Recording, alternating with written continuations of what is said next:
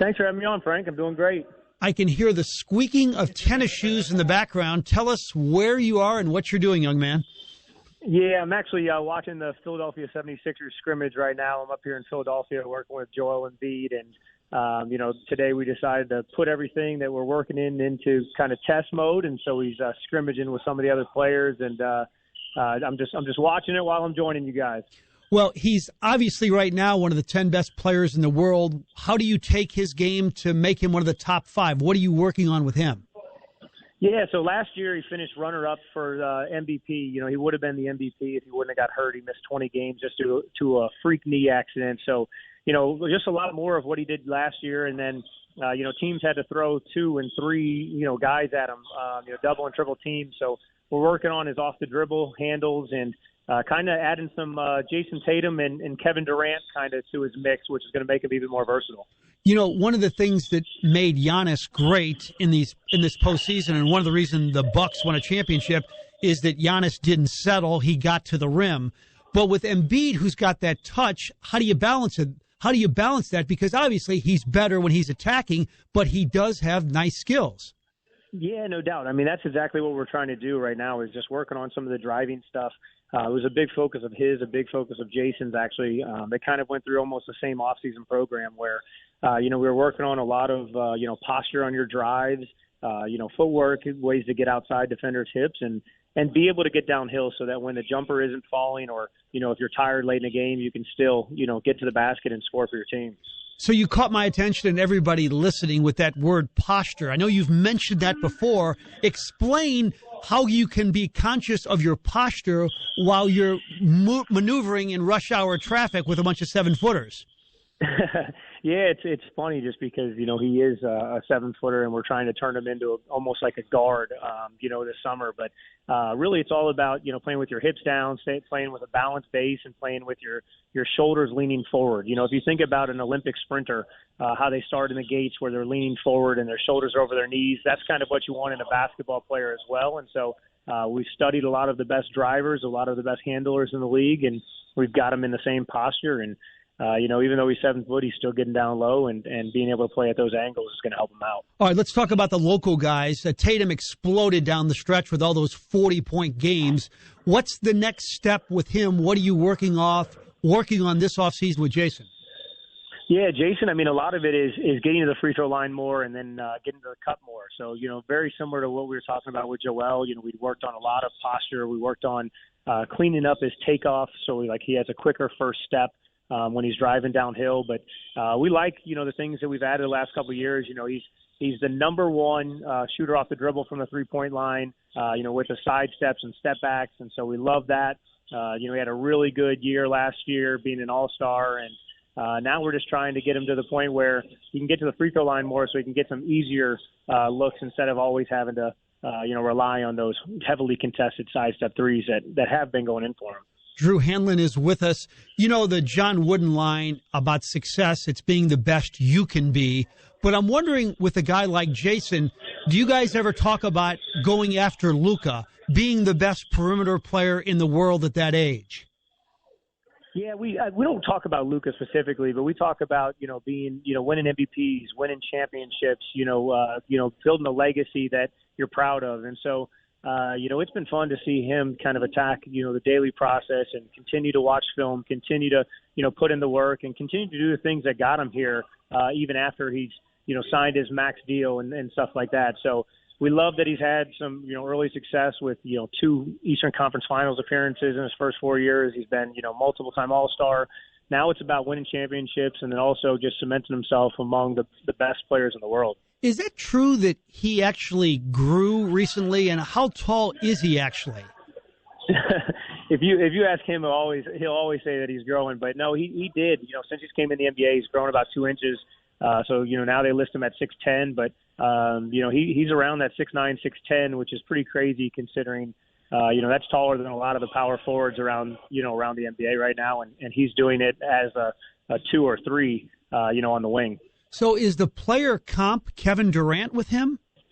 Yeah, for sure. It was actually great that he got to spend time with Kevin at USA Basketball just to, pick his brain. Kevin's, if not the best, one of the best scorers of all time. And at his size, being able to score in the low post, the mid range, behind the 3-point line. It's a guy that we've watched and studied ever since Jayson was, real young. And so, for him to spend, a couple months with him, being able to, play against him and compete against him, it was a great thing. But KD, is definitely somebody that we've stolen a lot of, his game and added it to Jayson's over the years. All right, let's get to Brad. Another unbelievable season. I felt terrible that he didn't win that scoring title because he had the lead for most of the time. What are you working on with Brad? How do you get a guy averaging 30 better? Yeah, he was at 31 a game, so back-to-back 30-point seasons, which only 6 players in the modern era have done, which is truly special. Especially at his size. People don't realize he's, 6'4", maybe 6'5", and he's out there, really, putting the ball in the basket like no one else is. And so for Brad, we're just working on really consistency with the three. Trying to expand his range even further out so that teams, defenses have to stretch even farther out. And, really that's all you're doing. When you're second in the league in scoring back-to-back years, you don't really want to change much. You just want to sharpen up everything, make sure your efficiency goes up, and continue doing everything that's making you successful. I know sometimes you work with Brad and Jayson together. How competitive do they get in the individual workouts against each other? We always say you can take the boys out of St. Louis, but you can't take St. Louis out of the boys when all of us are playing. And so whenever it's me or Jayson or Brad, whenever we're playing one-on-one, it usually ends in a lot of arguing, and eventually we finish the game. But it's super competitive. There's a lot of trash talk, and we all respect each other at the end of the day, and we all cheer for each other when we're not playing against each other. But when we're playing against each other, let's just say it's an all-out war, and there's a lot of bragging rights on the line. So if they played best of 3 one-on-one, who would you bet the milkshake on at this stage of their careers? Well, I'll tell you this. Jayson's height advantage has given him an edge in recent battles. So that's the only thing that we always talk about is, his height advantage now. It's getting harder and harder for other people to keep up just because in one-on-one, it's all about tough shot making, and Jayson's one of the best tough shot makers in the world. Why doesn't Brad turn into one of those NBA brats and demand a trade to Boston and put those two together? Do you ever talk about that, the three of you? Yeah, obviously we talk about everything, and some of those conversations would stay private. The thing I would say that I admire about Brad is he's never been one to run from a tough challenge. And so I think that there's a lot of people that jump ship and they take the easy way out to win games. And while Brad, it drives him crazy that he's not playing in meaningful basketball games in the playoffs. He's one of those guys that just wants to grind it out and hopefully, be able to put the Wizards on his back and carry them into the playoffs and play in meaningful games in that way. And so it's why he's so tough. It's always been his mentality. He's never ran from anything. He's always just kind of wanted to stay in the ring and keep, even if he's getting hit, he's going to stay, hop back up and keep going. So it's one thing I respect about him. While all of us would love him to play in meaningful games, he wants to do it the hard way. And, I do respect that about him. Yeah, it's unbelievable because we're in this era, Drew, as you know, where if guys are on teams that are below 500 or 500 who have no real chance to win, they just don't show up to work like James Harden did in Houston. But Brad has always been so respectful of that Wizards organization. Now, he's getting paid a lot of money, but still, he's always gone the first-class route. Yeah, and it's one of those things, too. They were the team that drafted him. They gave him a chance. They've also, put pieces around him and showed that they're trying to build around him. And so he wants to give him a fair chance. And it's one of those things, Brad is super loyal. As you know, we've been working together since he was 13 years old. He's got the same, best friends that he had in high school or his best friend today. And so, he's a loyal guy that also is a really tough guy. And so, he's staying loyal to the organization that drafted him, and he's also toughening it out, which are two things I really respect. I should mention that I think you were second in the country in three-point shooting 1 year at Belmont, and you're still a young man, and you don't lose your ability to shoot until maybe you're 70 or 80. So in these horse games, you can actually compete with these two? Oh yeah, I'm out shooting both of those guys.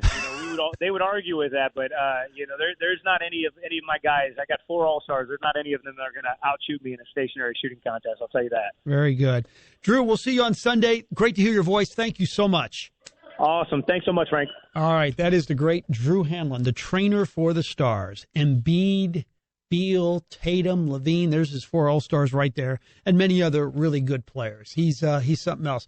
We used to do the story. I don't know if I've ever told you this, Matt, but he would arrive at Webster Groves every morning of his senior year, not at 5 o'clock, but at 4:59 a.m., just so he could be in the gym to say before 5 o'clock they had that gun where everybody shoots on, and he'd get his, I think it was 5, maybe 1,000 shots before school would start. Take a shower, then go to class. So after hearing a story like that, seeing what it did for a guy like Drew Hanlen, and then hearing what Corey Tate had to say about the kind of shots that were going up for the SLU players this offseason with that new tracking thing they got, gives you a little confidence, gives you a little excited about the shooting we're going to see down in SLU as well.